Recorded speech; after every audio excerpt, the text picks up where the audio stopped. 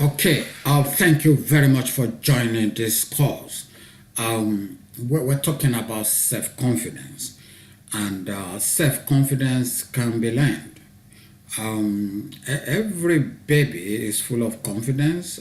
We learn self-doubt, and this course will set you on the path to actually unlearn those bad habits, those negative self-beliefs.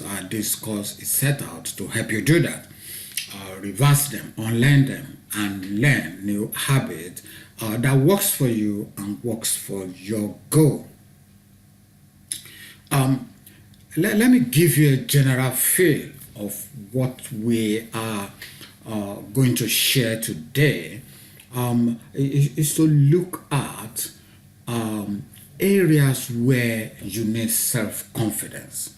Okay, because in this course, in various modules, I've tailored each of them to be able to help you or do certain things effectively. One of them is when you negotiate, or when you, if you're an entrepreneur, or when you've got a prospect and you need to convert them to a client, you need confidence. Otherwise, whatever you say will not be credible. You may also be a public speaker, and you need confidence for people to actually believe in what you're saying and also believe in you as a credible authority in your space. Think of it. If you are to speak on a particular topic and you go in there and you're nervous and you're lacking confidence, people can see through that straight away, because the words that you use actually constitute 7% of your total communication. Okay, so it is very critical. So in the other modules, when you see me referring to a particular skill, when it comes to confidence, no, that is why I'm doing that. Unfortunately, I wouldn't be able to cover every possible areas where you may need to have self-confidence in order to perform well.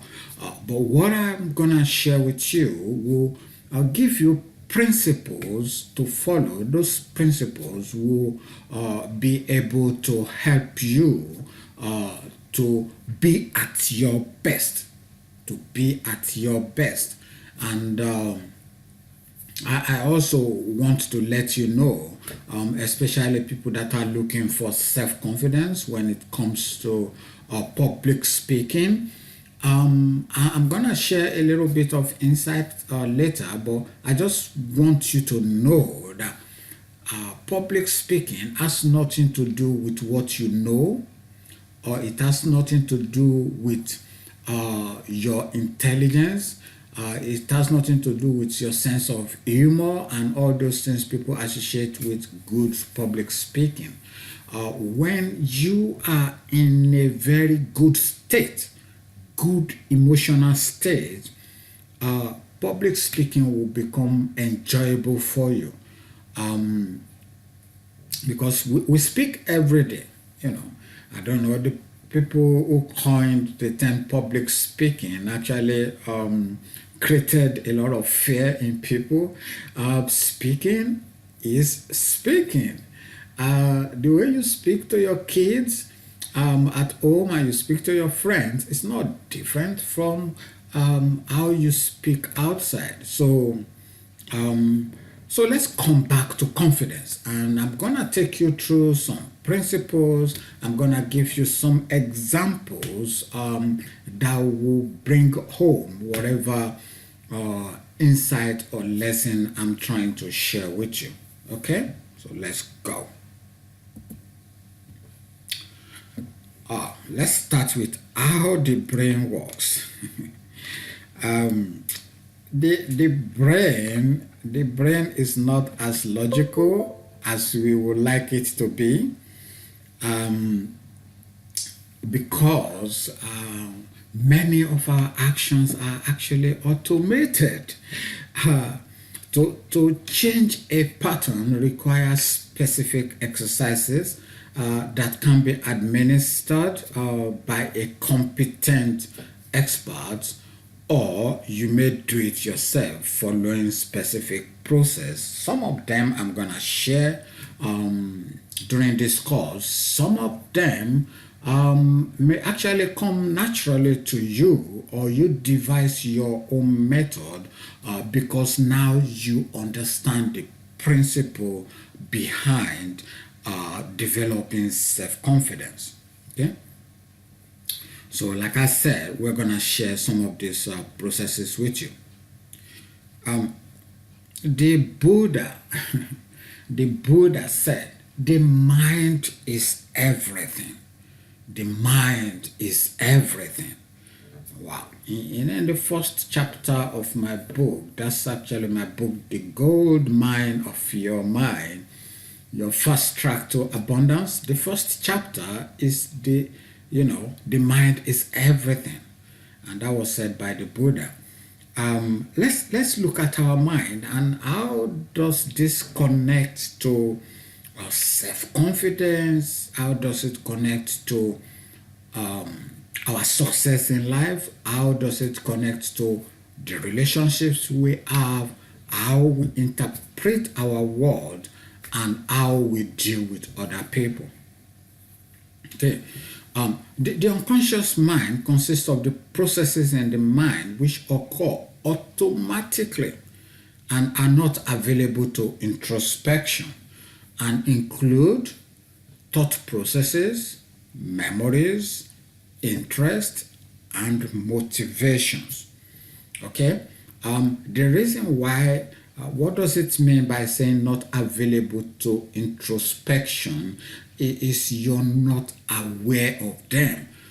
You do not know how it works. It's not within your conscious awareness. Okay, so it's good to understand that, and you'll see the relevance of that as we go along. The conscious mind. Wow. The conscious mind communicates to the outside world and the inner self through speech. I'll take that again. The conscious mind communicates to the outside world and the inner self through speech, pictures, writing, physical movement, and thought. This part is much smaller than the unconscious mind.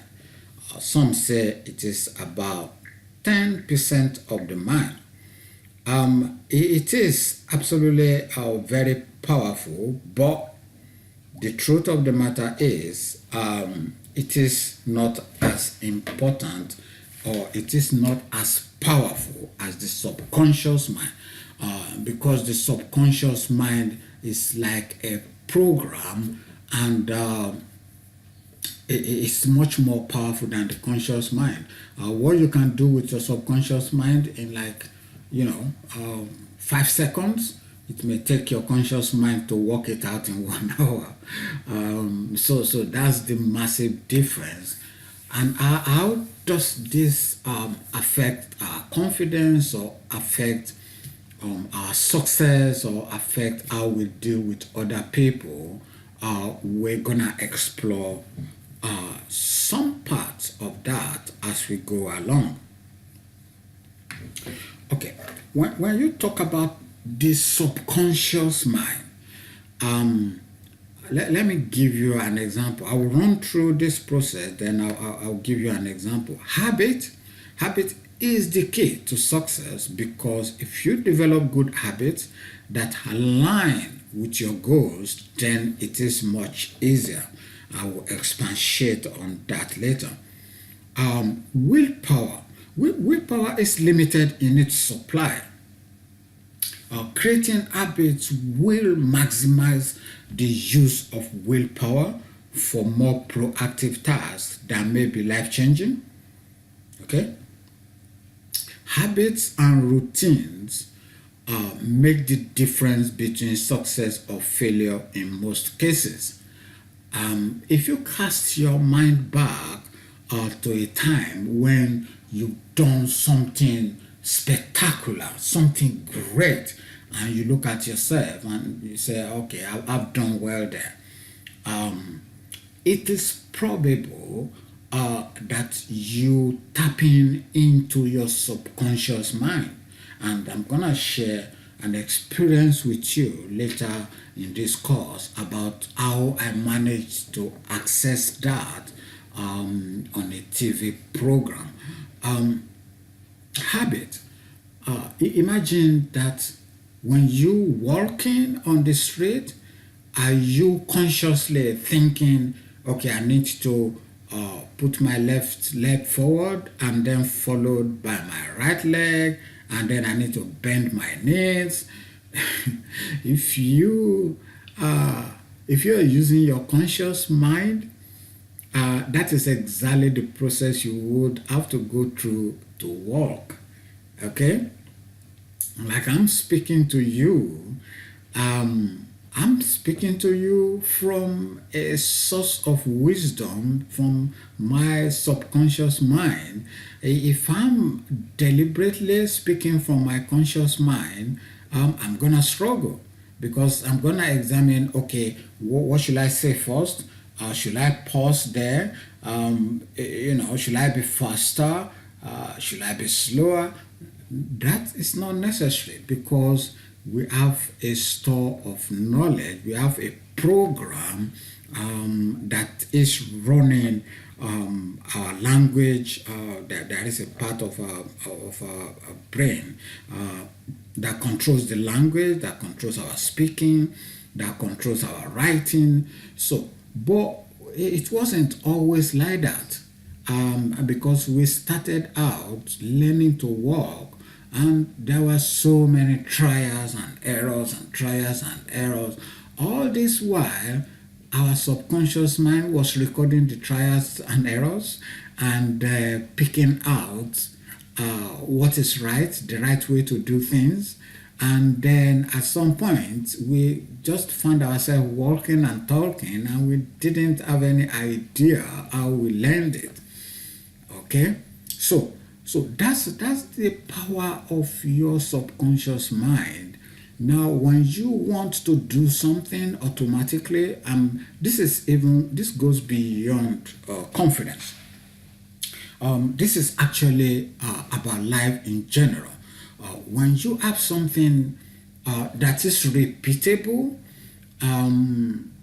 it is important that you turn that repeatable task into a habit. And the way to turn it into a habit is to create a routine. If you remember when you started learning driving, it was overwhelming because you have to think about the clutch, you have to think about the throttle, think about the brake, signals, people crossing, other vehicles coming at you. There's so many things to take in. Then your subconscious mind hasn't yet figured out how to do it. So then you practice and practice and practice, and then your subconscious mind picks it up, so you don't need to think about it, you don't need to be conscious about it anymore. So it just flows, and you just jump in the car and drive away without thinking about it, not even for a second.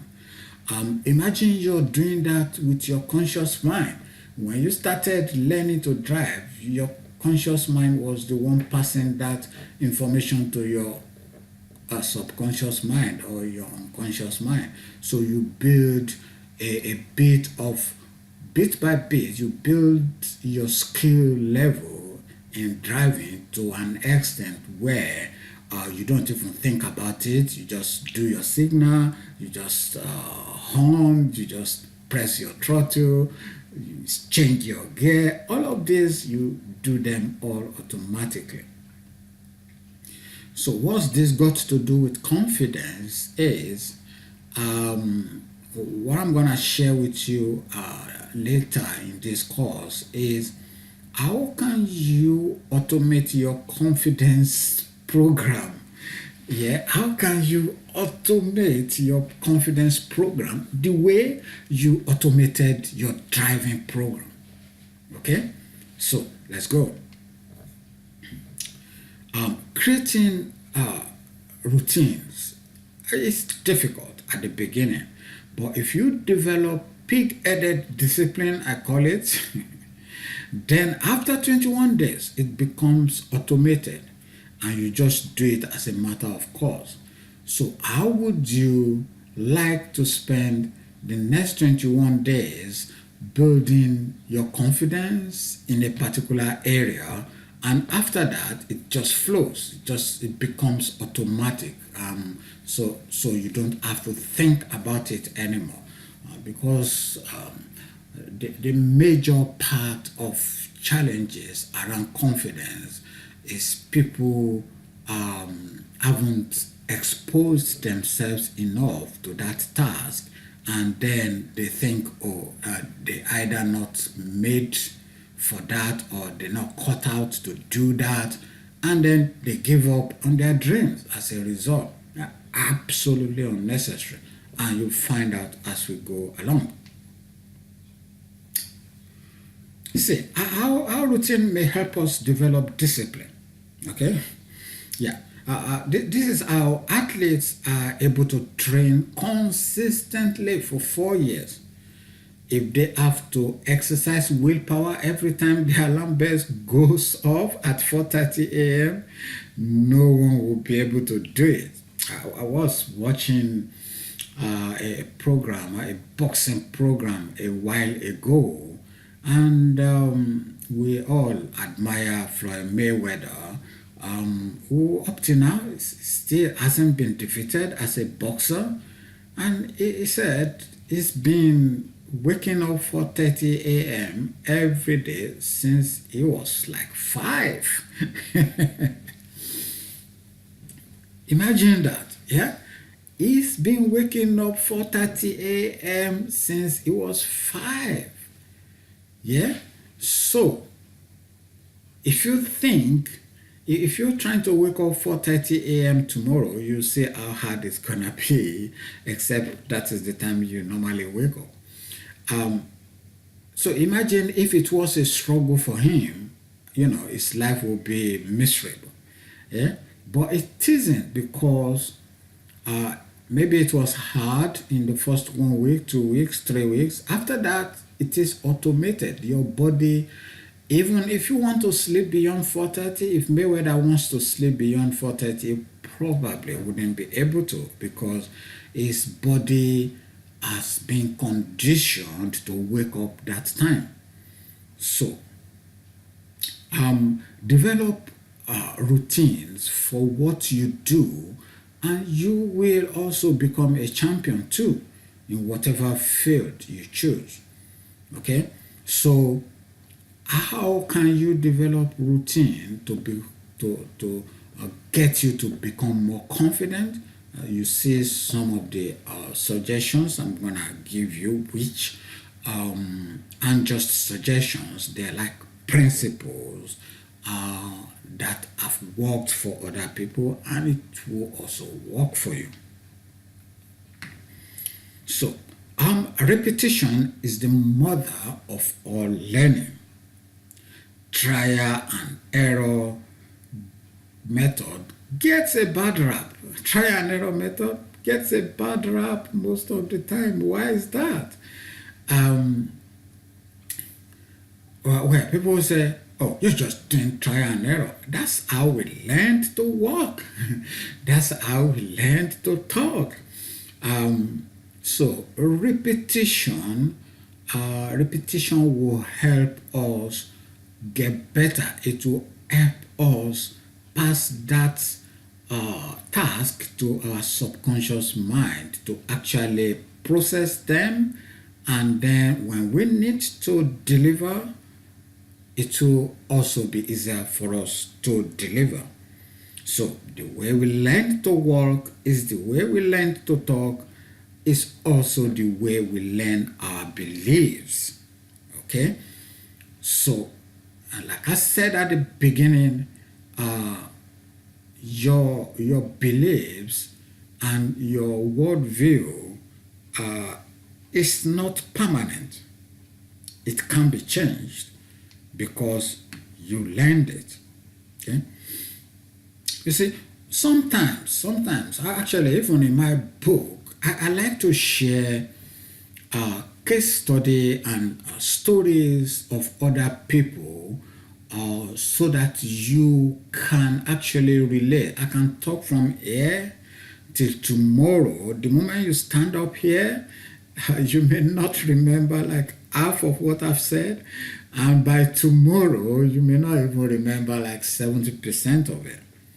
But you're gonna remember the stories because that's the way we're wired. Okay?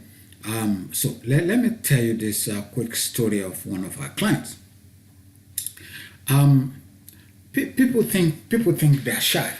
All right. Some people think they're shy, but they don't know why. Okay.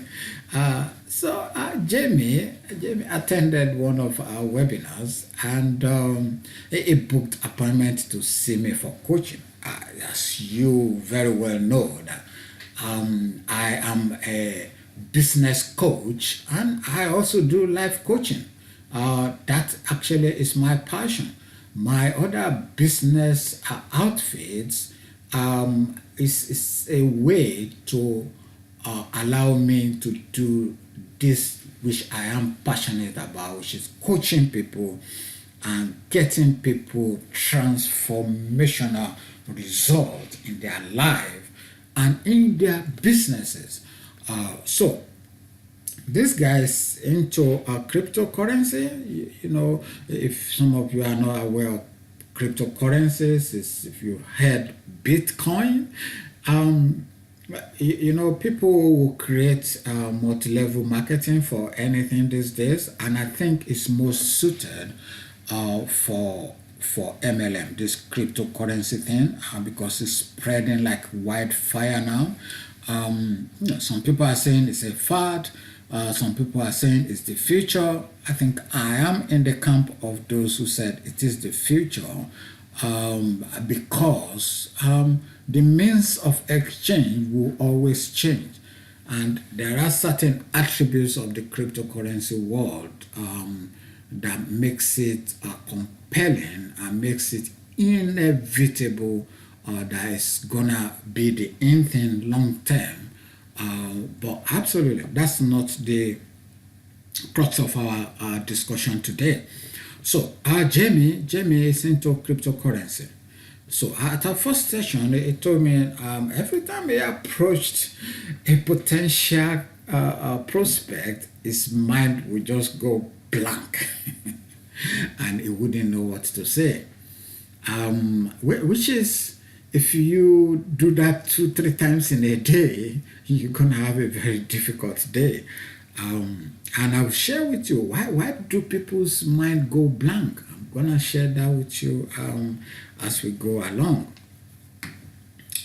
So he told me this tried so many things, to overcome his fear because he was really, really desperate to succeed in that business. And it's fine talking to people day to day, which is weird. And then when it comes to talking about business, he freezes.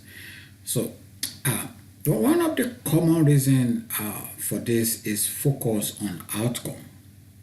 Focus on outcome. I'm gonna share some examples with you about why you shouldn't focus on outcome, whatever you do, and I'm gonna give you some quotes from great men about this.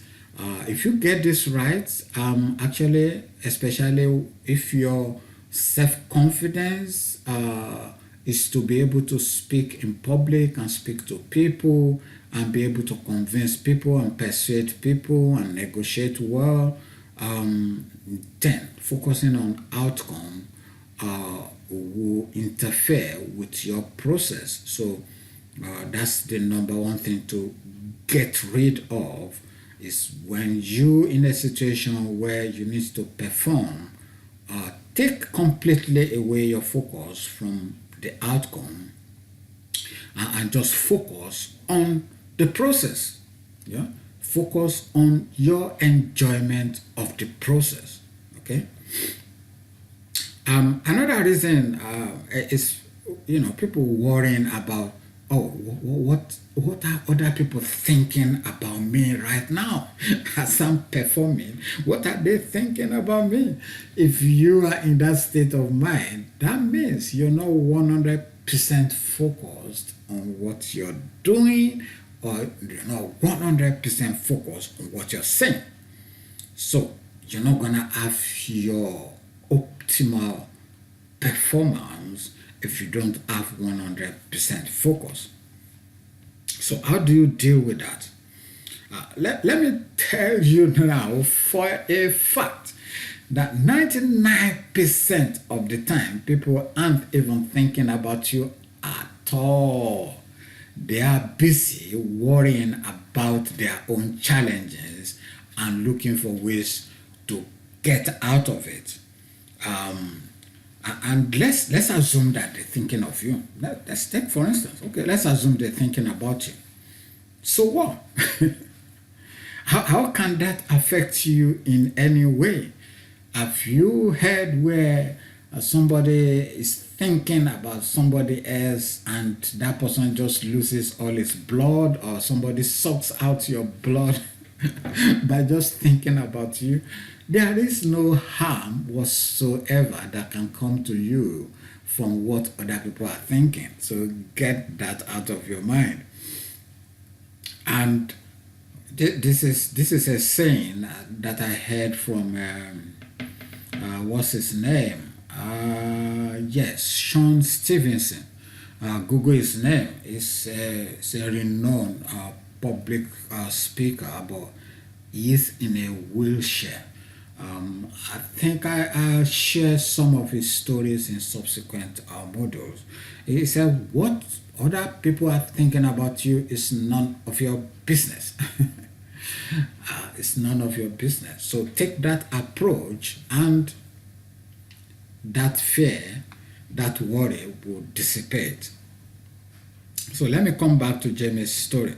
So when I told Jamie that he would be able to get over his fear and succeed in his business, he was unsure, because he has been disappointed so many times with other solutions.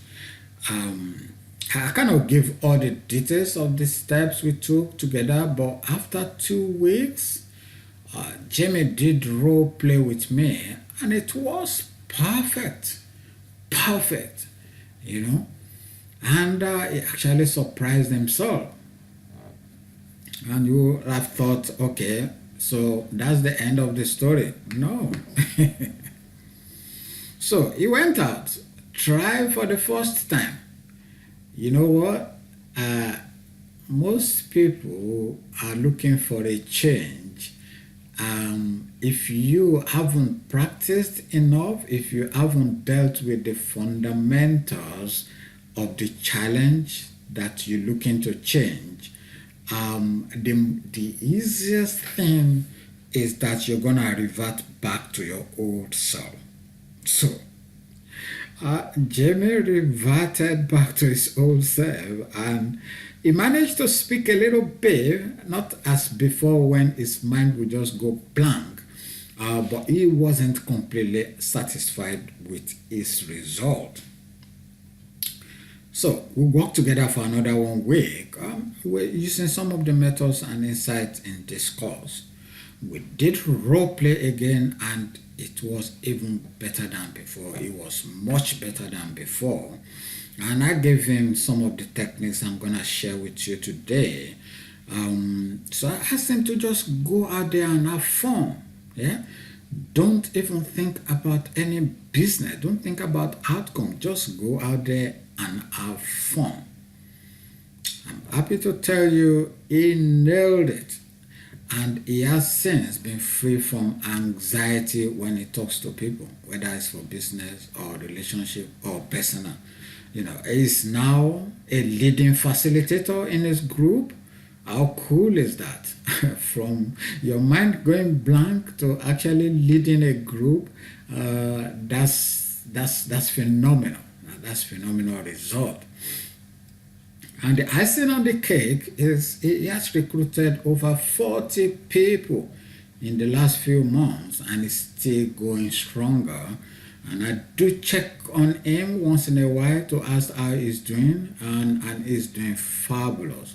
And he's really, really very grateful about the work that we did together.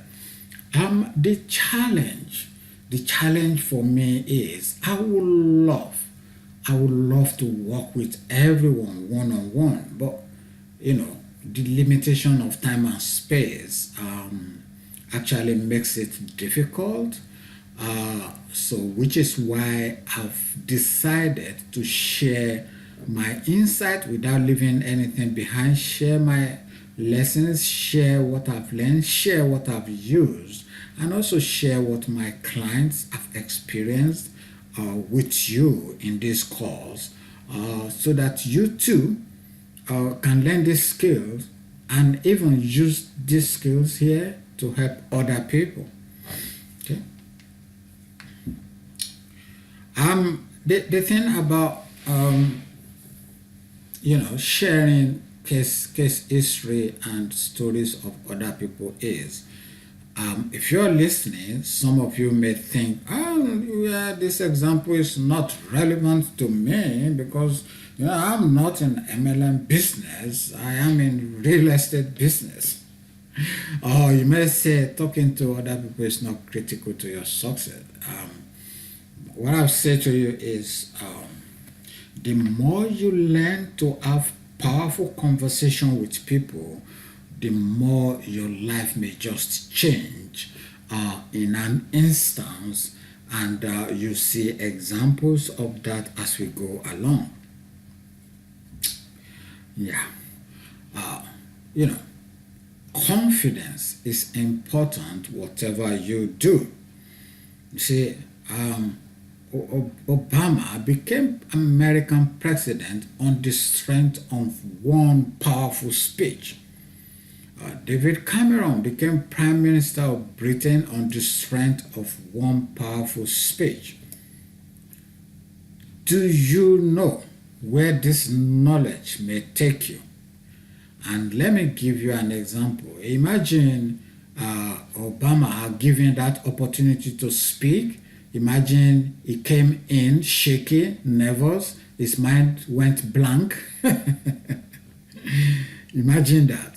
He wouldn't even be near the gate of White House, talk less of becoming president. You see how the lesson you're learning here may be the difference between fulfilling your big potentials and falling by the wayside when the opportunity comes calling. And David Cameron too. He just entered the race. I'm talking, years ago now. He entered the race for fun. He wasn't even sure that he was, gonna do well. And one speech, he became the Prime Minister of UK. So, where is your own opportunity coming from? And when that opportunity comes knocking, I'm not saying you're going to be Prime Minister of Britain. That's not even important. I'm not saying you're going to be President of America. That's not important. It's what is your own covenant with the universe. What is your purpose? Whatever that purpose is, confidence will help you get closer and closer and closer to it. But it is important. The fact that you're actually on this course means you are a person of action, and if you pay attention and you listen to this times and times and times again, pick out what appeals to you, pick out what hits you, and then whatever exercises that you need to craft out from this, do them, and then you see that you experience a big transformation, both in your life and your confidence level as well.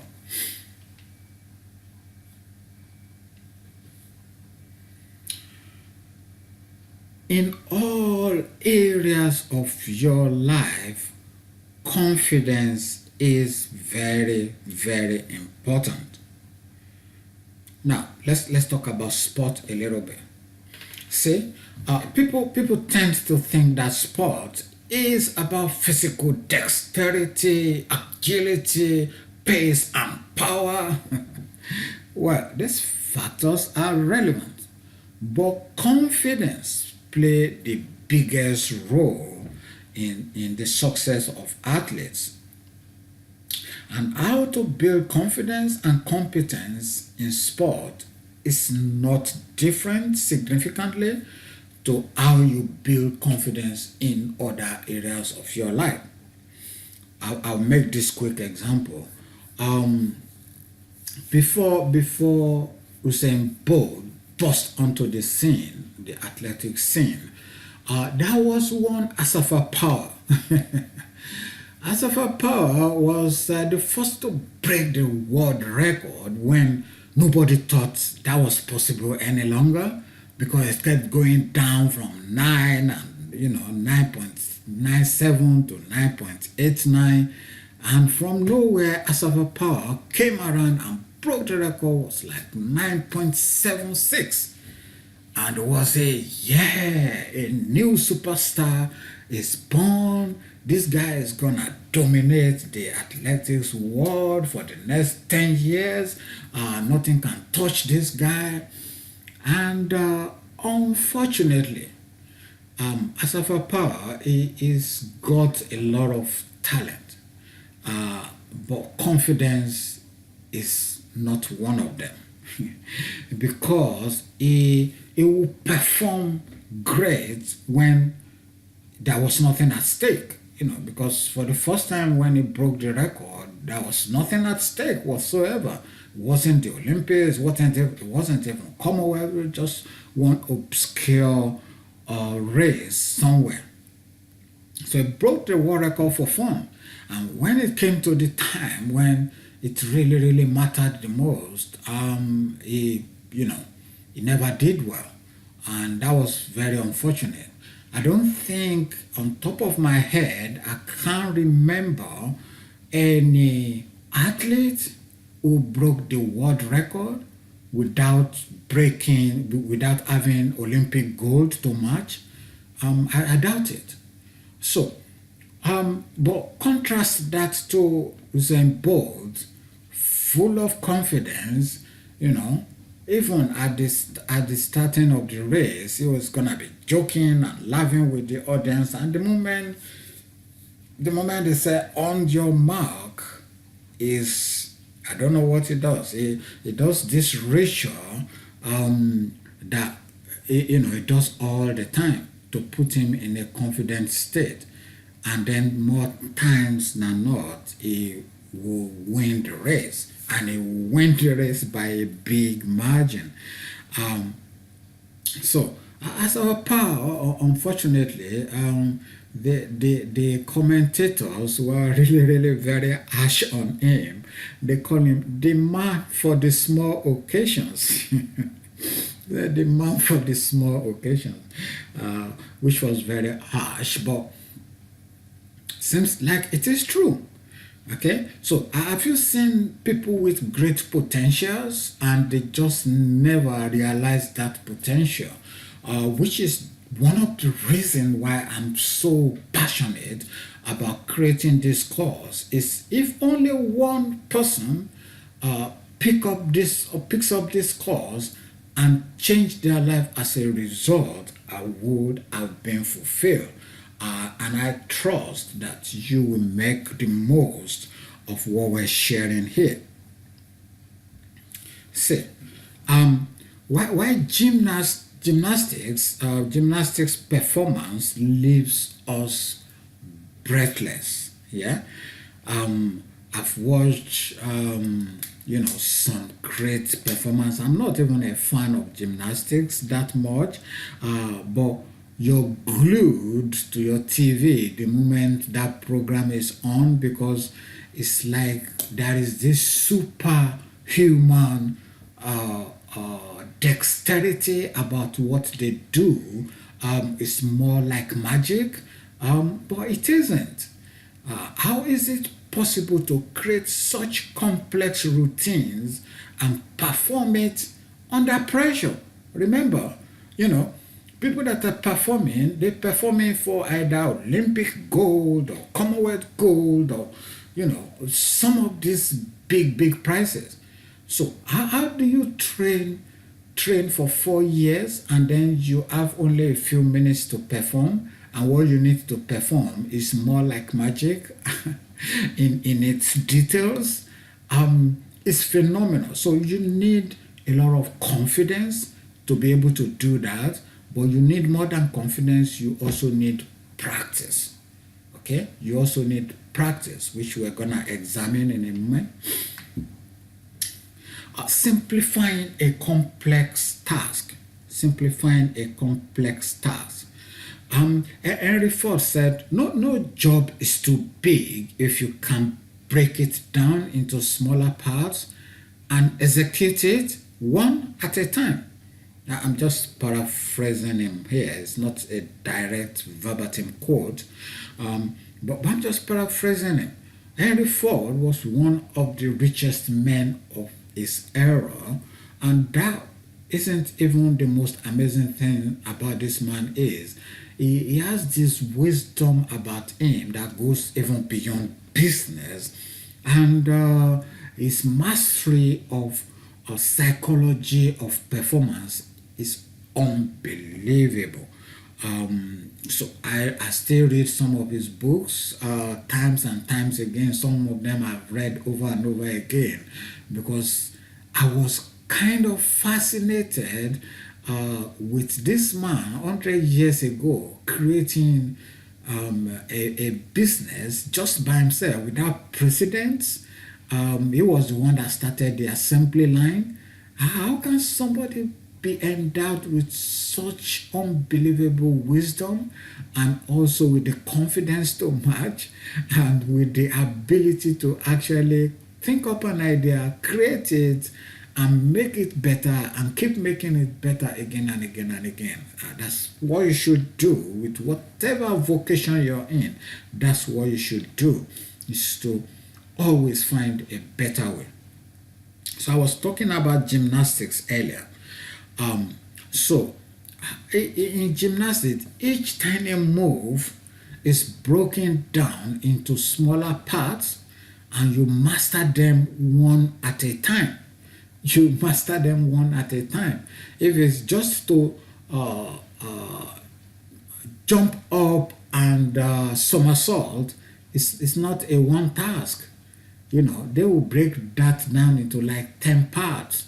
Maybe you start with a jump. I'm making it up now, but I'll share with you what a client of mine who actually had done it and got a gold medal. What he said about this method of breaking things down into smaller bits and then you do them one at a time. So I'm a business coach to a Commonwealth gold medalist now. He said a single move may take 6 months to perfect. Do you have that kind of patience? A single move may take 6 months to perfect. You keep practicing that one move until you become proficient, until your subconscious mind picks it up and will be able to do it as easily as you just walking, as easily as you just talking, and then they will break those tasks down into different bits and then they will start working on it. That requires a lot of patience, and then to build confidence. So I'm still on simplifying a complex task. As I said earlier, then you break it down, then you practice the next move, and then the next, and then the next one. You practice it so much that it becomes second nature. To become confident in doing anything, use this approach, and you would become a champion of that vocation or task. Patience and consistency is the key Patience and consistency is the key. This is Stay Through with me. That's my book, Gold Mine of Your Mind, Your Fast Track to Abundance. That's the great man on the right with his gold medal. So he's been sharing some insight with me about gymnastics, how it actually happens, because I am as fascinated on how people get so good doing those tasks. Have a look at him. Look at those muscles. That wasn't built in a day. Okay. So I want to share this with you, and then we'll talk about it after I've played the video. Now, gymnastics, in case you didn't know, comes from the Greek word gymnos, which doesn't mean forward roll. It actually means naked, because that's what the competitors used to be when they competed in this in ancient Greece. Now, if they still were, we'd have to show you this in the middle of the night. So luckily they've got clothes on, we can show it to you in the middle of the day. Steve Frew, who's going to be competing in this for Scotland, can tell us more about the men's team competition. Scots are on the rings. So far they have 13.5 there. And this now is their specialist lift piece of apparatus and their senior member, Steve Frew.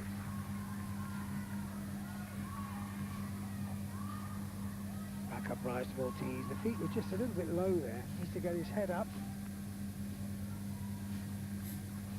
Second Maltese. And the strength work going well.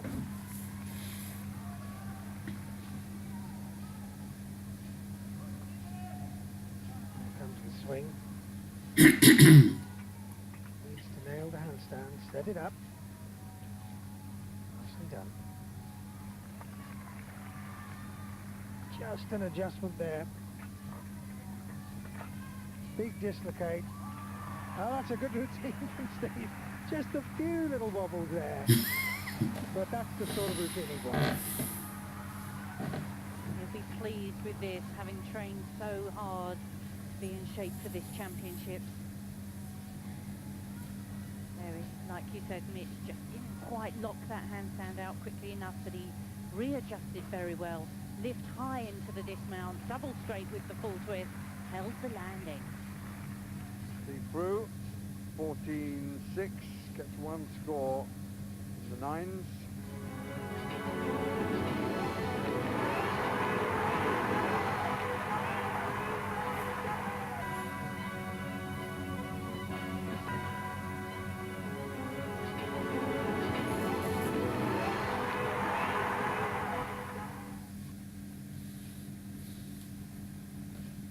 Now, gymnastics, in case you didn't know, comes from the Greek word gymnos, which... Okay. I hope you enjoyed that. You never thought you'd be watching gymnastics in a confidence course. Fantastic. I bring surprises sometimes, so I hope you enjoyed it.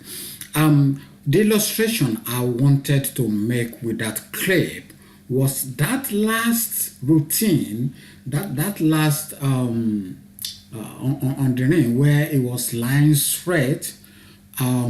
Is said that took 1 year to learn. 1 year to learn it. Can you be that patient? Now, you know why it seems like magic to us, because we never thought anyone could stay with learning a single task for 1 year. It has been said that magic is someone practicing a single move for more time than anyone can imagine. More time than anyone can imagine. So let me come back a little bit on how the mind works and how we process our experience. Okay. Our unique worldview. You see, two people may have the same experience, but they may interpret interpret it differently. This is where you see two kids growing up in the same household, and one will be extremely successful and the other one will be extremely poor. Um, some people said in a family of four that you always have one bad sheep. um, that's not even a joke, but it is true. So what this means is it's not what happened to us, it's how we interpret that which happened to us. So shifting our worldview may change everything for us. A tiny little shift in one area may have significant impact on all other areas of our lives. And I've seen this times and times again with my clients, where they just change one thing about their lives and then everything else changes, and then they start living their dream. There was a book I read a while ago. It's called Habits, Power of Habits, if I remember correctly. They talked about how changing one thing in a company, a single thing in a company, can have a dramatic impact on all other areas, and then the company will become prosperous as a result. If you can't get your hand on that book, go get it. Habit. Just type Habit on Amazon. You'll be able to find the author. I think the author's name is Duhigg, Duhigg. Yeah, very powerful book. So how we code our life experience is very, very important. Because we learn those habits, we learn those worldview, we can also change it. Some of the things that may help us, some of the things that may help our confidence, I'm gonna share with you. I call it body, mind, and performance. Let's start with sleep. A while ago, my wife bought me this Fitbit. Do you know Fitbit? Fitbit is this wearable that it's like a wristwatch, but it's digital. It measures your number of steps, the number of steps you've taken. It measures your sleep pattern, whether you got deep sleep or light sleep and all that. So she bought me. At first, I wasn't too keen about using it. I said, it's for kids, right? So, but anyway, I started using it, and now I don't even use wristwatches anymore. Well, it tells me everything. It tells me how many steps I've taken that day. Feedback. What I learned from that is feedback is very, very good, because before I got that Fitbit, my sleeping and sleep pattern was erratic. I just keep going. I keep going, sometimes till 2 a.m. And, when I'm completely shattered, that's when I go to bed.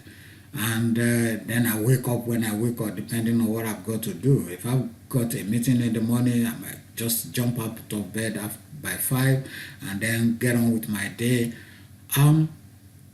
Not very good, yeah? But since I started measuring my sleep, I realized that it's very important. When you have good sleep, you are in a better state of mind to be able to do anything you want to do.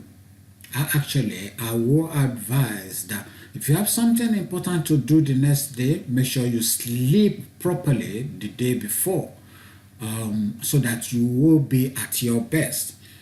Because if you're lacking sleep, I can tell you it's gonna affect your performance no matter what you do. Even forget about confidence now, your general performance will be affected. So sleep well. Yeah, they say 7 to 8 hours, per night. I think we should be able to find 7 hours to actually sleep. I still don't sleep 7 hours. I must confess. I still don't sleep 7 hours, but I try to sleep like 11 and I wake up, 6, 5, 6. 5, 6. I'm trying to make it consistently 6, but I just wake up 5 most of the time because that's what I was used to. Okay, so have a regular sleep pattern, your body will adjust to it. Healthy eating, eat well, that's all I'll say. Eat well, eat balanced diet, eat your fruits and vegetables, and make sure that you don't overdo the junk food. I still eat junk food once in a while. I'm not advocating for it, but like once in a month, if I'm in a meeting or I'm out seeing a client, and it's my lunchtime, nothing, healthy to eat, to jump into McDonald's once in a while, and try and have the healthy option, if there is anything like healthy option there. Exercise. Most stressful situation, most of the problems we face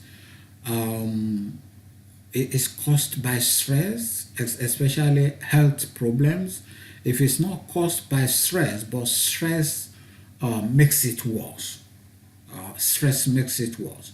One of the best way to combat stress is through exercise, especially when you do it in the morning. It's really, really very powerful. I struggled to adapt to morning exercise because I felt that the morning is my most productive time and I want to use it for creative stuff, like, for like what I'm doing now. But still, I've done my exercise today and I'm still recording this program. I think is very, very important. What I would do is, number one is, when you've done it in the morning, you've done something important for the day, and you've ticked a box, you've got something difficult out of the way. Because what I found when I was exercising in the evening was, you just find a call that will prevent you from going to do the exercise, or you find an excuse and you're not at your best in terms of willpower at that time, except you've conditioned yourself to exercise in the evening. Usually exercising in the morning is better. And how does this affect your confidence is, it creates dopamine. It's this hormone that they call it happy hormone, and the happier you are in your life, the more confident you're gonna be. So there is a direct correlation with that. And when you've done exercise, you're in a state of higher alert than when you haven't. That's I've experienced that. So with all the mind stuff that we're gonna talk about in this course, that about your body is very important. Make sure you exercise. Doesn't have to be 1 hour. 20 minutes is okay. 20 minutes daily is okay. It's enough for you to get things done, and then the moment that's done is done, and you enjoy the benefit for the rest of the day. It increases your metabolism. So exercise enhances your metabolism. It puts you in a positive mood, and then you develop positive energy, and then you've had a sound mind in a sound body. So the combination of a sound mind and combination of a sound body certainly will give you a level of higher confidence. Okay, so let's talk about energy, because I was talking about a positive energy just then. You got energy from different sources. The food that you eat. Have you experienced eating certain foods and you can't lift a finger? That certainly has happened to me times and times again. So watch what you eat, especially late in the evening, and don't eat heavy. Love, find something to love. Because what I'm giving you is like the holistic view of mind and body. Find something to love, or find somebody to love and love you in return. Because whatever your state of mind is, it's gonna affect everything else in your life and in your body. Passion, you get energy from your passion. Okay, which is why I advise people to do what you love. Do what you love, and we're gonna talk about focus in this course.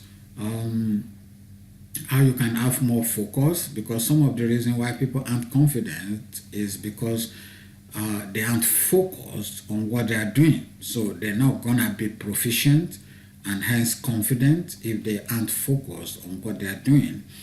One of the ways to easily focus on what you're doing is if you love what you do and you're good at what you do. For me, like writing is my passion. If you allow me to write for 12 hours non-stop, I would.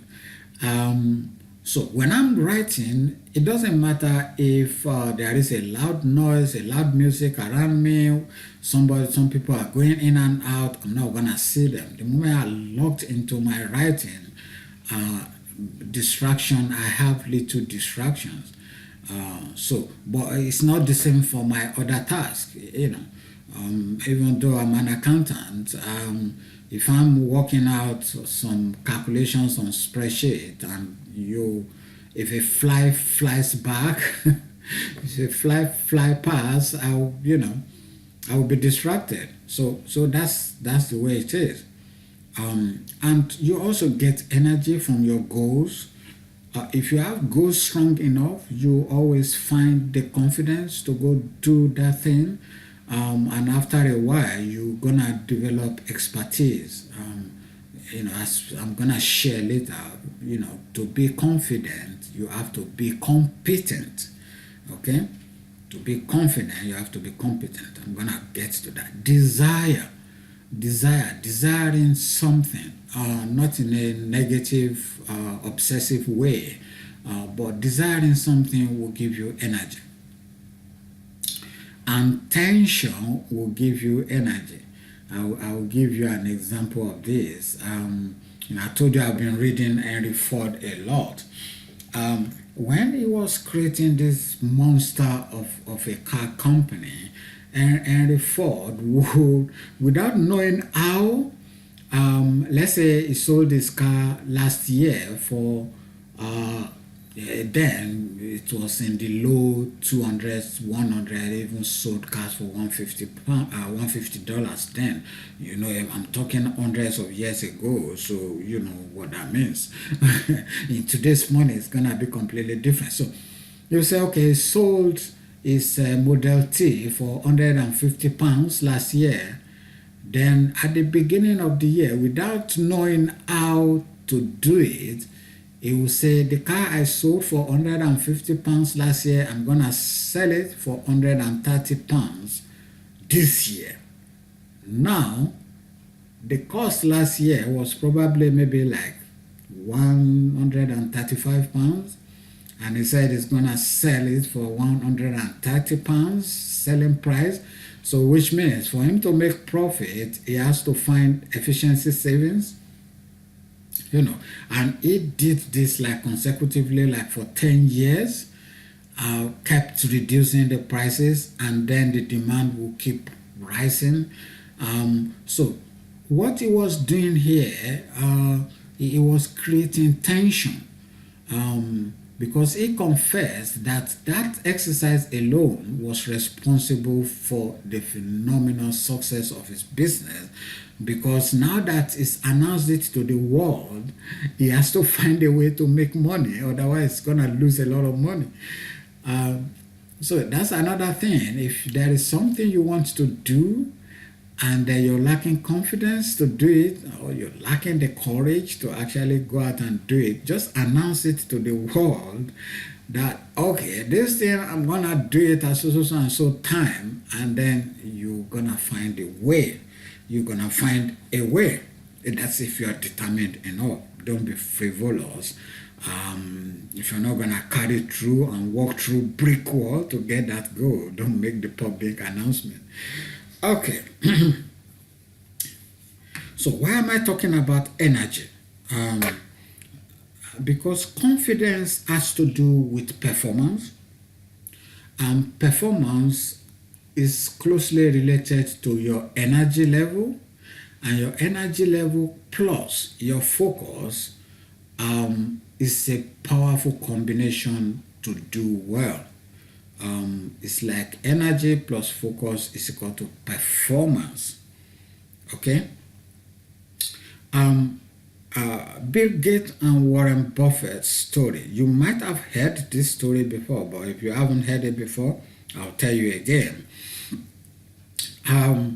Bill Gates' father invited Warren Buffett, and they were in the living room, and the old man asked both Bill and Warren to go into separate room and write on a sheet of paper one factor responsible for their success, and they both came back with the word focus on it, and they never talked about it before, and they didn't see what the other one is writing. They both wrote the same thing, which goes to show that is a very powerful word to pay attention to, because focus is a multiplier. Yeah. Because we all have 24 hours in a day. A billionaire has got 24 hours a day. I got 24 hours a day. My little kid has got 24 hours a day. Yeah? So it's how we use it. How do we use those 24 hours will determine what we do and what we get and the impact we are able to make and the difference we are able to make. Andrew Carnegie said, concentration is my motto. Concentration is my motto, which is the same thing as focus. Yeah, concentration is the same thing as focus. And he said, focus on one thing at a time. How is this relevant in terms of confidence? When you perform, because I usually associate confidence with performance, because you don't need confidence going into your bathroom to brush your teeth, do you? You only need confidence when you need to perform. And when you need to perform, you need confidence. So you must know how to perform in a way that your performance will continue to get better and better and better, and that is the only way to increase your confidence to rise higher and higher and higher. Okay? So, Andrew Carnegie said, focus on one thing at a time. Put all your eggs in one basket and watch it like a hawk. Andrew Carnegie said, I love this man, for the great that he did for the world. He was responsible for most of the libraries in the Western world, and it, gave almost his 500 million fortune, talking hundreds of years ago, 500 million fortune away, everything. And when he died, he had like $30 million left. and he willed that to charities. He said any rich man that died rich, should be ashamed. Should be ashamed that the money is given to you to make a difference. Okay, so let's continue.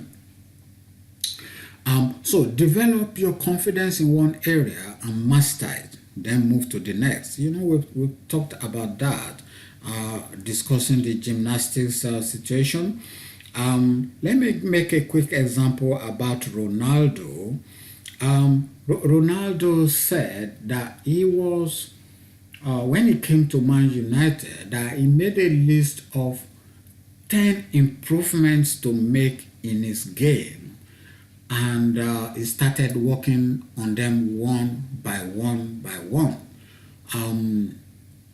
If it is free kick, it's not gonna do anything except free kick that year. That's the only thing it's gonna practice, while other people are trying to practice like 10 things at the same time. They're not gonna derive the most benefit from that practice.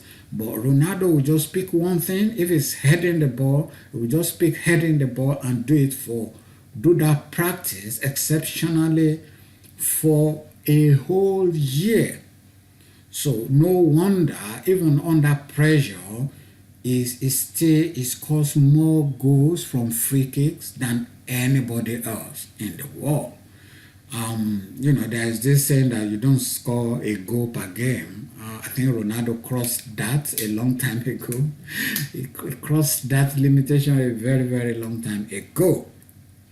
So it is the same. When we talk about public speaking, I will tell you why focusing on one thing at a time is very important.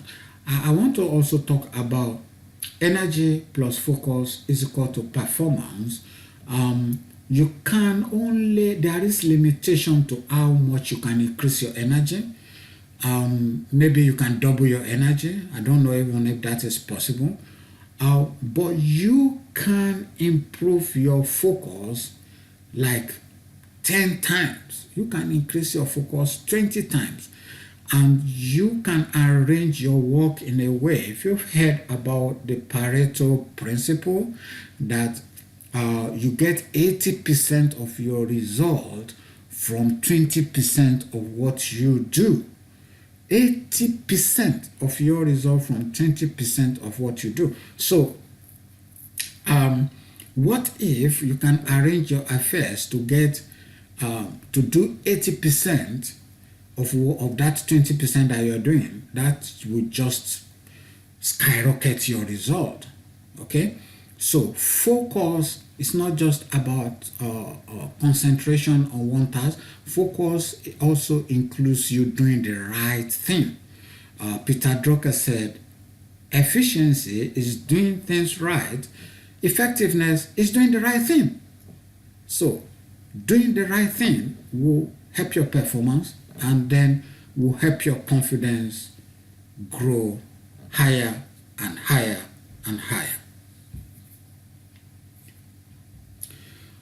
The idea of being in a flow state.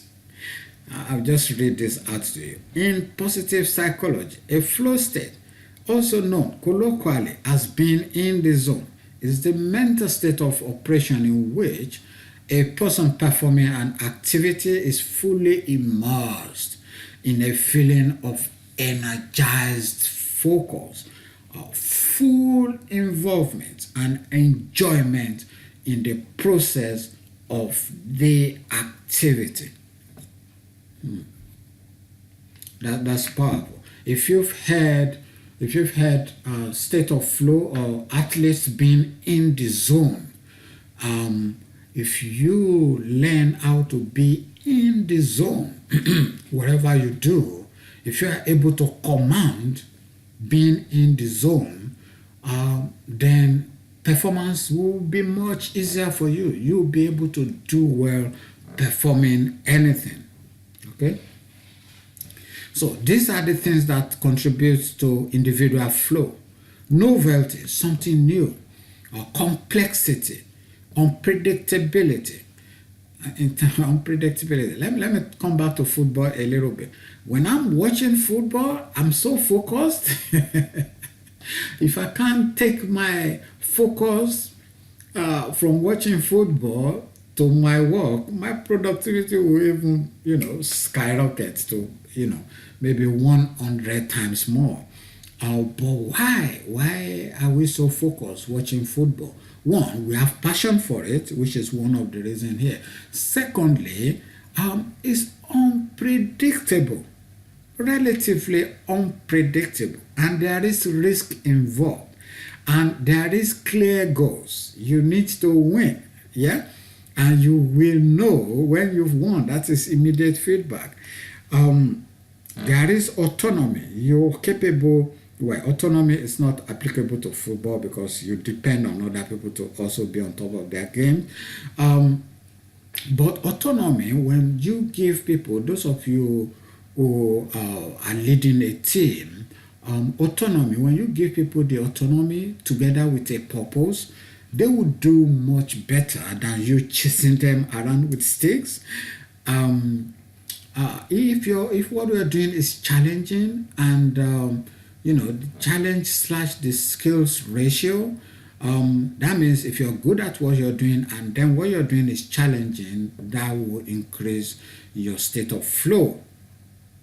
Then creativity, pattern recognition. Like creativity, when I'm writing, like when I'm speaking to you now, I'm in a flow because I don't have a script. I'm just looking at the slide and now I'm pouring out my knowledge, my experience, my education, my insights, my gifts. I'm pouring out that to you because I am in a state of flow. So group flow. So if you're leading a team, you want to put your team into a group flow, and they flow with confidence. These are the attributes. You have complete concentration, shared goals, shared risk, yes, and what? Close listening, autonomy. We also talked about autonomy in an individual flow, sense of control. That means you have a reasonable expectation of your input and your output. Blending egos, not conflicting egos, blending egos, familiarity, equal participation, open communication. A word about familiarity is the more people get to know themselves, the more they are able to work together. That is on a proviso that there isn't clash of egos. But the more you're familiar with people, which is why people tend not to see the faults of their spouses, because you're too familiar with that fault that you're not going to see it. Outsiders will tell you. So those are the things you can do to put your group, if you're leading a team, put them in a state of flow. Unfortunately, because I've got so much to cover, I would love to break each of them down and share with you sometimes stories and anecdotes and all of that, but we haven't got the time. Our time is fast spent. So be proactive, not reactive. To be more confident, you need to be more competent. I think I've said that before. Competence, the more you're good at doing something, the more your confidence will rise. I'm gonna track back to the gymnastics stuff, because which is why I said break down what you want to do into smaller bits and master them one after the other. So when you've mastered this, you develop confidence in this. That will enhance your learning of the next step, and you develop confidence in that. So by the time you learn the 10 different tasks confidently, the totality of that task, you can actually complete them confidently, because you've broken it down, you've mastered it. It is about competence. Okay, focus more on what you do well rather than what you didn't do well. So like I've said, you should practice and practice and practice. When you practice, you're gonna get things wrong. That's for sure. So don't focus on what you've got wrong. Focus on what you've got right. Okay? Let's say you're trying to hit a ball into a hole, and you got two right. Focus on the two that you got right. Okay? So that will increase your confidence. Do the right thing for the right reason. Do the right thing for the right reason. I've seen people, they doing public speaking and they're trying to impress other people with their big words and they fall flat on their face. Doing the right thing for the right reason. Your right reason is for your audience to be able to go away understanding what you're trying to teach or what you're talking about. You know, like this presentation I'm doing for you. I'm not trying to impress you. I'm not using big words. Even sometimes when I use big words, I try to break it down so that it is easily understandable. So I'm doing the right thing for the right reason. So that way I can feel good about myself. That will enhance my confidence. But if I come around trying to show off to you my knowledge of, vocabularies and, all the jargons that I've learned in my MBA and all the rest of them, it's not gonna come across well. So I also talk about planning, preparation and planning. Some people, their planning is to imagine all the things that could go wrong in their mind before that event. Some people will even have sleepless nights, before the task. There isn't any way you're gonna do well like that. So stop planning to fail. Visualize the result you want.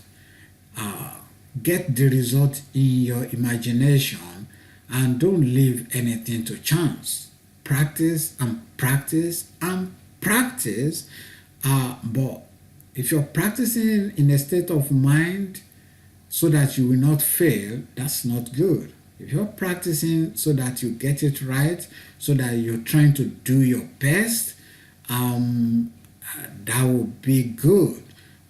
Because at the end of the day, if you manage to do your best, that's all that you needed to do. That is why I said don't focus on the outcome of what you're doing. Focus more on your process. Focus more on what you're doing at that moment in time. Now, there are some methods, okay? There are some methods which you can use to actually help you, get rid of negative self-talk and also help your performance. Because sometimes our mind, I was talking about visualization earlier, our mind cannot distinguish between what you visualize and what actually happened. Our mind cannot distinguish. So the reason why visualization works is it familiarizes your brain with that activity you're about to do in such a way that it will feel as if you've already done it before. There was this experiment where they have a control group of people that didn't do any exercise at all. And then I might have told this story before, this experiment before, but I've said to you, when I want you to get something, I might tell you that thing times and times again. So if I've said this in some of my earlier presentation or later presentation, just know that I want to emphasize that point. So this experiment, they have control group of about 10 people where they do nothing, okay? So they have other 10 people exercising like 2 hours a day, and then they get another 10 people to just visualize exercising. They didn't even lift a finger. They just visualized exercising. Do you know what? When after the experiment, they tested these three groups, the group visualizing and the group actually exercising, their result was quite similar. And the control group was the same. They didn't get any benefit whatsoever. So that is a proof that our mind and our body, for that matter, cannot distinguish what is imagined and what is real. Okay? So, don't then stop doing your exercise because of this experiment. Don't just sit down and then just visualize your exercise, because you're unlikely to visualize it properly, and you're unlikely to do it because you're not in a group. You're unlikely to do it effectively. So still do your exercise, okay, like I've advised before. So how do you get instantaneous confidence? Let's say I use public speaking a lot, because they say a lot of people are so scared of public speaking for no reason. I know the reason, but this is not the time and space to discuss that. So let's say you want to go and speak in public, and you're afraid. You can use this method. It's called instant confidence. It's a do it now confidence. Yeah, there is a difference between when you need confidence, when you need the confidence to do something important right here and now. There is, you really can't do anything. It's like you're in a group and you're called out to come and speak. You don't have time to prepare. You don't have time to visualize. You don't have time to do anything. So if you are in that sort of situation, instant confidence will help you. And there are so many ways to do this. But this is what I found to be most effective. So if you can do this in less than 1 minute or even 30 seconds. Remember when you've done something great and you felt very competent and confident. Yeah. So close your eyes, because 40% of our brain is actually visual. So close your eyes. So remember when you had this experience. Feel what you felt, see what you saw, hear what you heard. Okay? So pick one word, imagine it vividly. So pick one word to describe the experience, and pick a color associated with the word. When you need to feel confident in future, visualize the word and the color. That word in that color, visualize it. You get back into that flow. I use this when I need to make impromptu speeches a lot. I just go back to my best, one of my best speeches ever, and I just go into my imagination, view it, see myself delivering that speech, how I was feeling, how people were responding, how the crowd were, energized and happy and grateful. And then I just pick one word to represent that. The word I've picked is powerful. Powerful, and it is in red. Okay?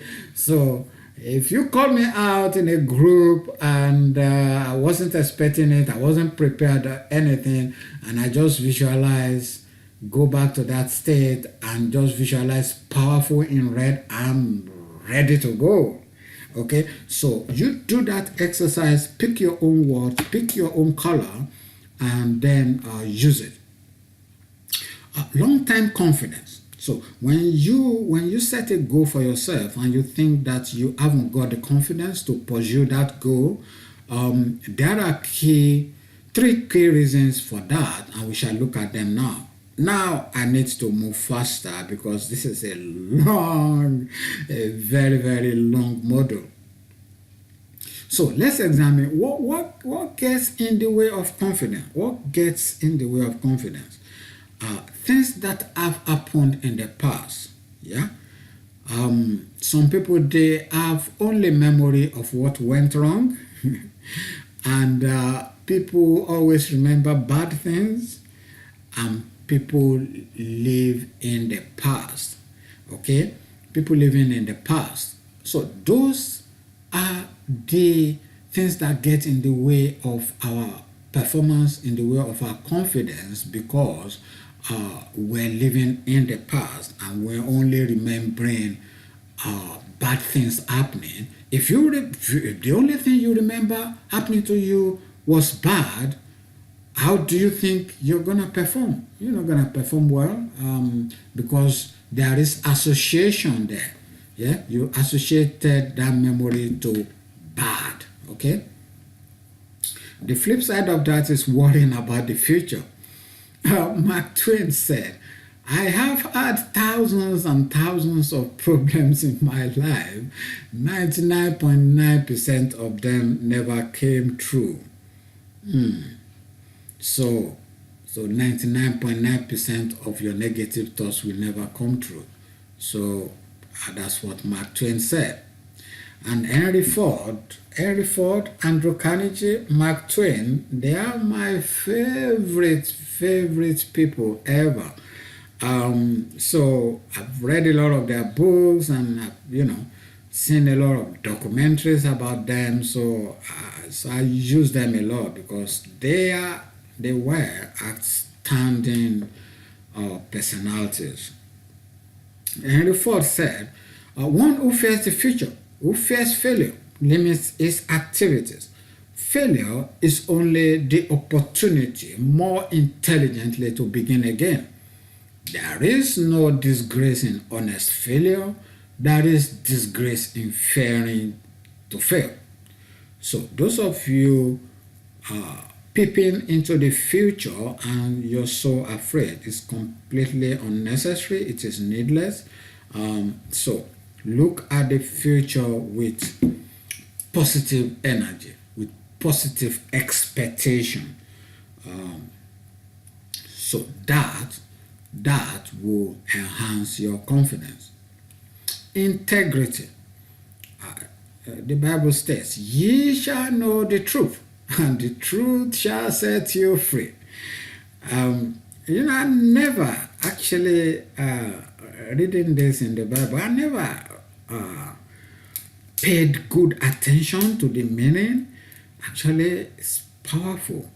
It's very powerful, because the truth is always the truth, and you can't change it. Truth is incontrovertible.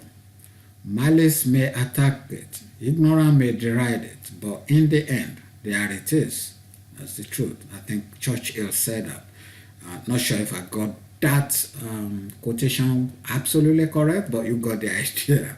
Integrity is not about the next person to you, but it is about you.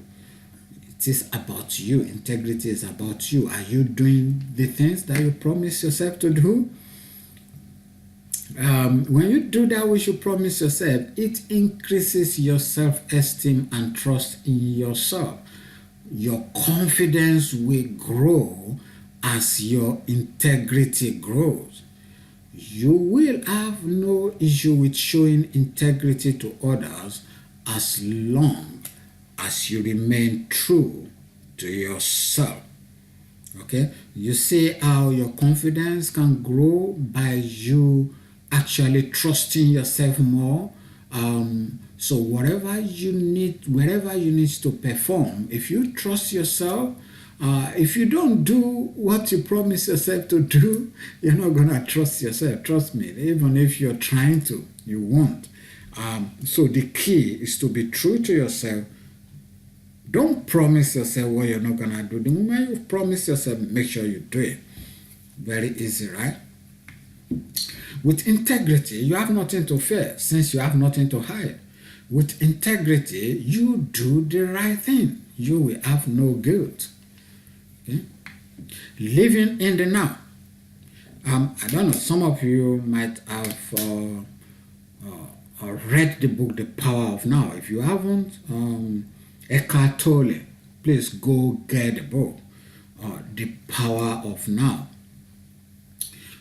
Those people who cannot see beyond now, the future is blurry to them, so they don't care to make plans. Those people are living dangerously. You cannot work diligently towards a future that you cannot see.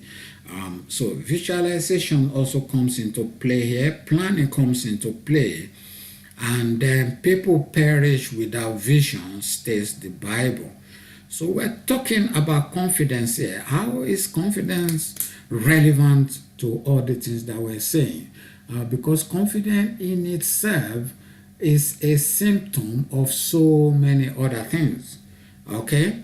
In subsequent modules, I'm going to share with you what I call the forces of confidence. So you see the trajectory, the step by step of what you need to do to get there. And absolutely, it's going to blow your mind. So, is it possible? Now, possibility is the key to anything we want to do, because we have to believe that it is possible for us to do it. Let me give you a gift. This is even outside the confidence realm. If you have a task or a goal that you set to yourself, okay, the way to play the possibility game, I think I found this in the book. When the tough gets going, when the going gets tough, when the going gets tough, the tough gets going, right? When the going gets tough, the tough gets going.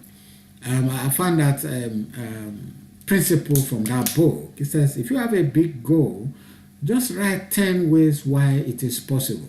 Yeah, 10 reasons why it is possible. And make a list of that 10 reasons and start tackling them one by one.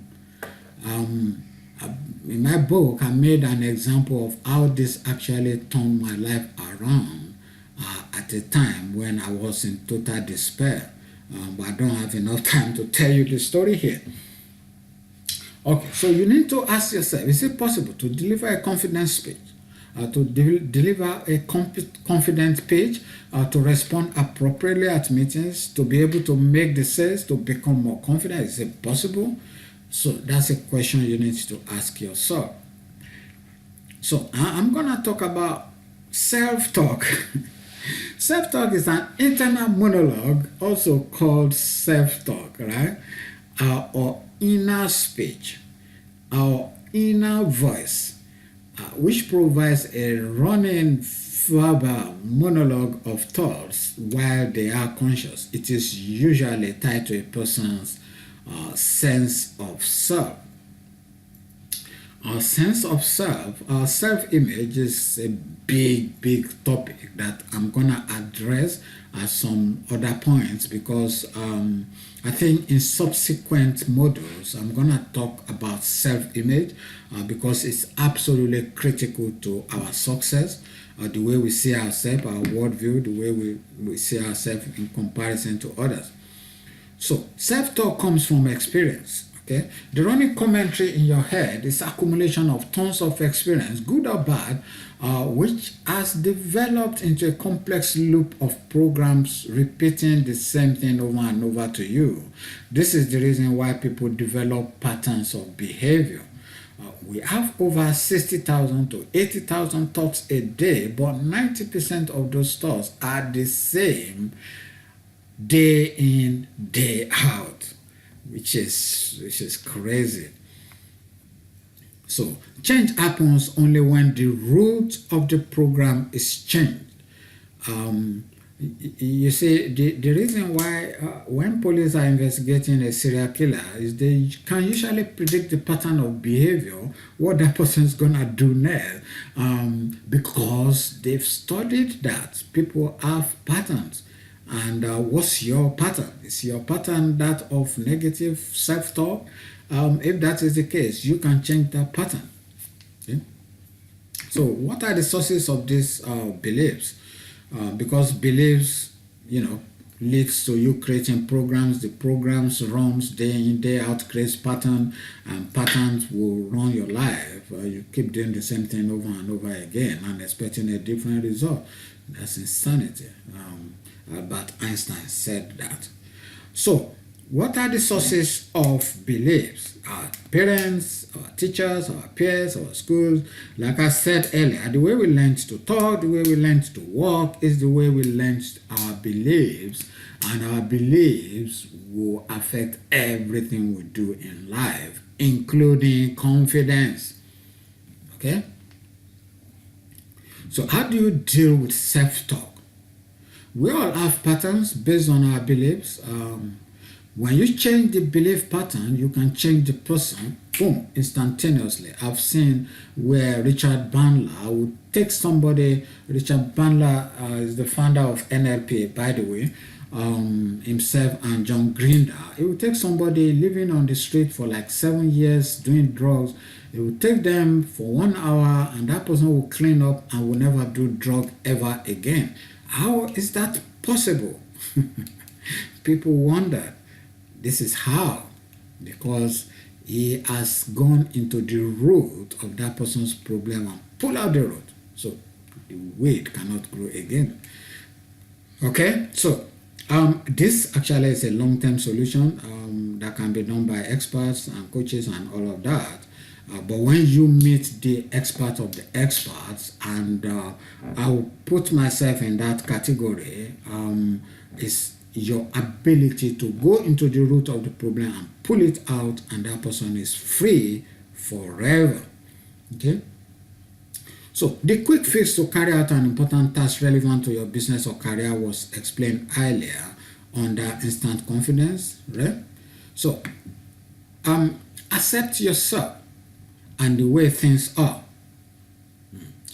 So better way to change lies in a non-judgmental acknowledgement of things as they are. Paradoxically, it is conscious acceptance of oneself and one's action as they are that frees up both the incentive and the capacity for spontaneous change. So when you accept yourself the way you are totally free. That's why people who don't care what other people are thinking, they are so cool. You look at them, they are not trying to impress anyone. They just being themselves. So just be yourself. Accept yourself the way you are. So that will help you focus on whatever you're doing without thinking, oh, do they like me or don't they? That would be totally unnecessary. Okay. Now, trust yourself. I will have to tell you this story because it's fascinating. I was booked for an interview in a television station to talk about mindset and motivation a while ago. You know I love preparation. I'm an advocate for preparation. I don't leave any stone unturned. So I jumped in the car, went to the station. I was in the green room. They were doing their makeup and stuff, and I was thinking to myself, wow, today's gonna be great because I've prepared so well. So the presenter came in and we exchanged pleasantries, and because he had done interviews with me in the past, so boom, countdown to live program. So as I entered the studio, before I entered the studio, I looked inside my bag for the notes, but nowhere to be found. I've forgotten it. I didn't even have the time to process the fact that I've forgotten the note. I was right there being introduced. I just had this calmness about me, despite the fact I've forgotten the notes. So one hour of complete state of flow. I was just in flow, because it was a program that people could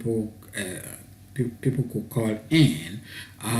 So the phone was just ringing off the hook, because people were just fascinated by the insight I was sharing and all of that. It was so great an experience, and I came to the conclusion that maybe too much preparation actually is detrimental. But since then, I've resolved not to use notes anymore. I'll prepare as usually, and like as I'm talking to you, I've got no notes. So I'm just speaking to you from the slide, and it's really, really very wonderful, and I'm in a state of flow and I'm enjoying it. A golfer, now I'm talking about when you have a task now. How do you create a state of mind where you're able to perform? You're free from negative self-talk. How do you do that? There is a golfer that shared this experience, how it deals with interference from the critical voice, your inner voice. His method was, which is funny, he said he would send the voice to 200 meters away to go and look out where the ball is landing so that it will leave him alone to concentrate on hitting the ball without any interference. And Timothy Galloway, the legendary tennis coach, who instructs his students to pay attention to the ball and tell him what he notices about the ball, the movement, the color, the spin. So that way the critical voice cannot interfere because the student isn't thinking about techniques or results or instruction or what to do. They're just focusing on the ball. So that focus, it is effortless. That sort of focus is effortless. So in your own performance, if you can find a task for your inner voice to do, that would be absolutely great. And I've also talked about being yourself. I think, like I said to you, I'll keep repeating this again and again so that it sinks into your psyche. It's be yourself. Andrew Carnegie said, do not orate until you cannot help it. Okay? And this is also part of being yourself. You're not trying too hard. This frees you from focus on result, focus on outcome. You are just delivering. You are just in a state of flow. You're just talking. You're not trying too hard and you're not trying to orate. So that's a very, very powerful tip. How do you deal with nerves when you do public speaking? The first few seconds is absolutely very critical. And these are the tips you can use. Breathe deeply, slowly 10 times and count down from 10 to 1. Most people, they know this, but because their inner voice will keep chattering to them all day long, they wouldn't remember to do it. And then when they get on stage, they freak out. So this process is to help you prevent interference from the negative self-talk. It will also pump oxygen into your brain. The reason why people go blank is because their breathing is shallow and therefore no oxygen in their brain. Always start slowly. No matter, even if you're a fast talker, start slowly because this will allow you to breathe. And then it also allows you to orient yourself to your environment. Okay? This next suggestion is controversial. Some Hollywood actor said, if you imagine everyone in your audience naked, it removes all nerves. I understand why this may work because it must appear funny. And this will take your attention away from self-talk, negative self-talk, that is. Some tips. Avoid memorizing your script, because it's just going to sound a little bit rehearsed. You don't want that. Focus on your topic. Don't pay attention to expression on the faces of your audience because trying to process what they're thinking will interfere with your flow. Some people move on stage. If that's comfortable for you, do it. Some people look at one side and then another side, like Obama would do. If that works for you, do it. Practice what works for you and stick to it. Keep an open mind. Sometimes we don't even know what we're capable of. Taking the step to do things will increase our confidence. Learn to take a different route home sometimes. what that will do for you is it is telling your brain that it's not business as usual. It's not gonna be the same all the time. That things can change. Okay. Shop at a different supermarket. Tie your shoes differently. Brush your teeth with your left hand. If you are right-handed and vice versa. Just do things differently sometimes and think different. Remember, that's Apple's tagline is think different. So you need to have this declaration that from this moment forward, I will never say a bad word about myself ever again. Okay? You repeat that after me. From this moment forward, I will never say a bad word about myself ever again. You know why? Because the word will let you know loud and clear when you have screwed up. Okay? So let's talk a bit about comfort zone. No man will lift a finger if not that they want something for themselves or others. So the first instinct is to stay safe, and this is an entrenched position of your subconscious mind. Okay. So how does exposure therapy work? In subsequent modules, I'm going to talk about the forces of confidence. Then this will be very well explained. Exposure therapy is for you actually doing that thing which scares you. And then if you are familiar with the way the senses work, when you expose let's say your sense of smell, if you enter a place where I use shaving powder. Some of you, if you're not African or if you're not black, you wouldn't know shaving powder, but it smells badly. So when I use shaving powder, I get in the bathroom and I apply my shaving powder, and I cannot perceive the smell. But then my wife, who is probably downstairs, will perceive the smell, even though I've closed the door and everything. She will perceive the smell and say, "Are you shaving again?" Because she doesn't like the smell at all. So our senses get blunt. Our senses get blunt with exposure. Because I was too close to the smell, I wouldn't be able to smell it again. So your nervous system will adapt and understand there is no need for the fear because you're doing that thing again and again.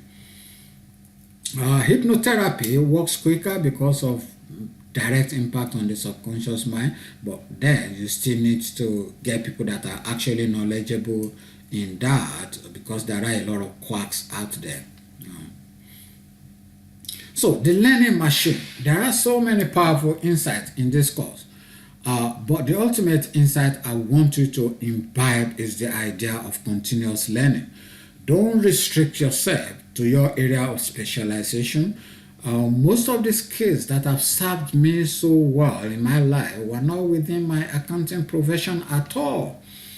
And Mark Twain said, "A man who doesn't read has no advantage whatsoever over one who cannot read." Process that. So whether you like to read, listen, or watch, there is no excuse for you not to learn. So I'll say, keep learning. Thank you. So that's the end of this module, and what I want you to do with this module is listen to it again and again and again. Listen to it like 3 or 4 times before you even go to the next modules. And like I said to you, the subsequent modules, I'm adapting it to people who they're gonna need confidence to either close a sale, or they want to negotiate a project, or they want to convert a client, a prospect to a client, or they want just to be better at communication with confidence. So if you get to those models and it's talking about negotiation, persuasion, and all of that, that's the reason I want to make sure your confidence is not just you're confident for nothing. You need to be confident and then apply it to use it for certain purposes. I hope you get the idea, because if you're just confident for being confident's sake, that would just make you a pompous bee. Yeah. So that's the end of this particular module. Thank you for listening, and I hope you've learned something new, and I hope it's not just learning it, it's also using it and applying it in your daily life, in your business, and in your relationship. Thank you very much, and bye bye for now.